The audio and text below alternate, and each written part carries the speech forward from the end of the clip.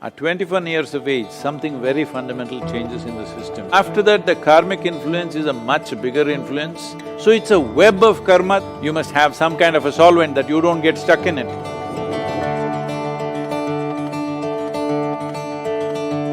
Thank you, Sadhguru. So, following along the previous thoughts that you expressed about the memory, is this the genetic memory that dominates, or is the karmic memory that dominates?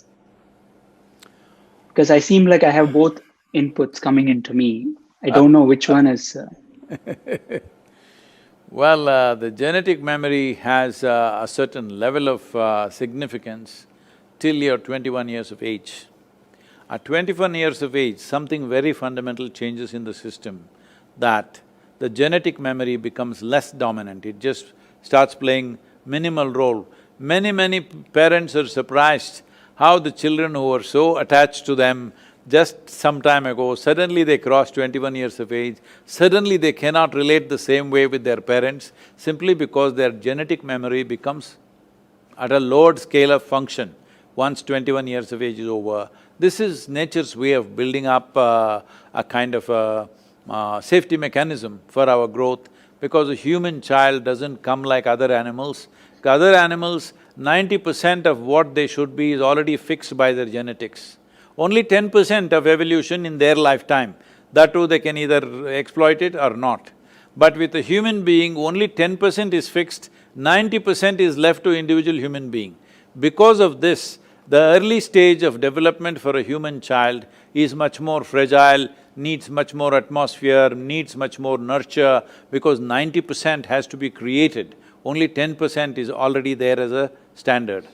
So, by 21 years of age, your genetic influence would have come down significantly, unless you're very unnaturally attached to your parentage, either because they have too much wealth, or or because they're very dominant, or because you admire them too much, whatever. Otherwise, the genetic influence will come down naturally. So after that, the karmic influence is a much bigger influence than the genetic influence. When we say karmic influence, we should not… because there is this wrong perception that karma means it was only talking about something that comes from elsewhere from another life or whatever. It's not like that. From this morning, from the time you got up to this moment, your body is doing its own physical karma, mind is doing its mental karma, emotion is doing its emotional karma, energy is doing energetic karma. Every moment, in wakefulness and sleep it's happening. But let us take into account only the wakefulness. From the moment you got up till now, how much of these four aspects of karma have you performed consciously? If you look at it, I don't want to ask you the question, I would normally ask, but with you are all doctors, I won't ask you the question, I will just say this, you please analyze this yourself. Not even 1%, way below 1% is what you're conscious of. Everything else is happening unconsciously. Or in other words, instead of using the unconscious word, which is a kind of a negative word, let's say you're happening automatically. You're happening automatically because of the karmic memory. You have so much memory that you don't have to really think. You don't have to think how to eat. See, when the first time as a child, eating was such a big thing, especially Indian food, it was falling all over you. But today, very efficiently you eat, but you don't think exactly how to hold the food, what to do, because this memory has been built up with your karma. Karma means action. These four dimensions of action are always building things up to make life easier for you, not to entangle you. So it's a web of karma that you create. But when you create a web, you must have a certain, you must have some kind of a solvent that you don't get stuck in it. Suppose you are a spider, you create a beautiful, spectacular web. It is for others to get stuck in it, some other insect. But if the spider itself gets entangled in it, that is a stupid spider. So that is what is happening to human beings. An elaborate system of memory is being created every moment. See, you may be sleeping, there are many experiments like this, I won't go into the detail. Even when you're sleeping, you're fast asleep, you don't know. I will speak in a language that you do not know 1 or 10 sentences. Actually, we can hypnotize you after many months or years. We can make you say those sentences in a language that you do not know, at a time… you perceived it at a time when you are fast asleep. It is possible to do that.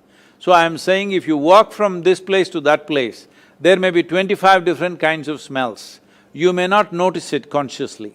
Only if it's very acute, either it is very bad or very good, you may notice it, otherwise you don't notice it. But in the sensory system, all that is recorded.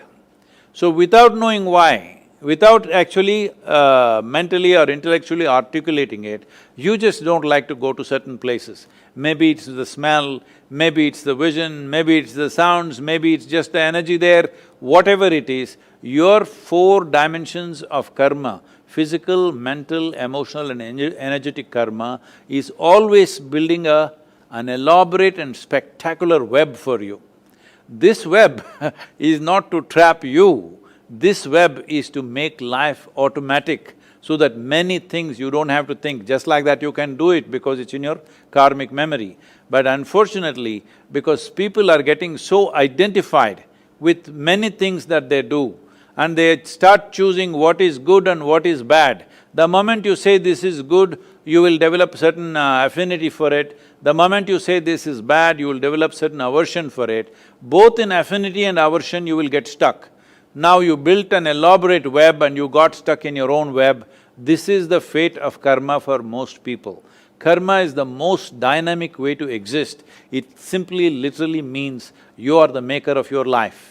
For you to be the maker of your life, without your neurological system functioning to your commands, you will never be the maker of your life. You will always be an accidental life. So if you move away from being an accidental life, the people who are experiencing unnecessary levels of anxiety and fear and things on a daily basis, a whole lot of medical professionals are going about saying, these are normal things, you're anxious, it's normal, even I am also anxious. This is not the way to make a human being. A human being is capable of being above this. We are considered as human beings. We did not use the word being for any other creature. We don't call an elephant being, a tiger being, an ant being or something like this. We only called humans as beings because you are capable of being. That means you are capable of conscious existence. That means you are capable of using every faculty that you have the way you want, not in reaction to what happens around you, but by conscious response.